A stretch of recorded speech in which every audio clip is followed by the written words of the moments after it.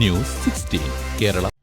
വീണ്ടും ആശങ്കയുണർത്തി കോവിഡ്. അപകടകാരികളായ വകഭേദങ്ങൾ വന്നേക്കാമെന്ന് ലോകാരോഗ്യ സംഘടന.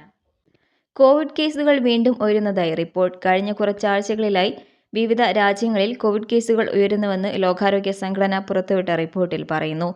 കോവിഡ് പോസിറ്റീവാകുന്നവരുടെ നിരക്ക് കൂടുകയാണ്. വൈകാതെ കോവിഡിന്റെ കൂടുതൽ തീവ്രമായ വകഭേദങ്ങൾ വന്നേക്കാം.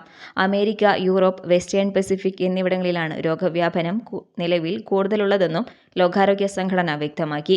84 രാജ്യങ്ങളിൽ നിന്നുള്ള റിപ്പോർട്ടുകളിൽ നിന്നാണ് കോവിഡ് പോസിറ്റീവാകുന്നവരുടെ എണ്ണം കഴിഞ്ഞ കുറച്ചാഴ്ചകളായി കൂടുന്നുവെന്ന് മനസ്സിലായത്. ടെസ്റ്റ് പോസിറ്റിവിറ്റി നിരക്ക് 10% മുകളിലാണെന്നും പല സ്ഥലങ്ങളിലും പ്രാദേശിക തലത്തിലാണ് വ്യാപനമുള്ളതെന്നും ലോകാരോഗ്യ സംഘടനയുടെ വക്താവായ ഡോക്ടർ മരിയ വാൻ ബെർഗ്ഹോഫ് വ്യക്തമാക്കി.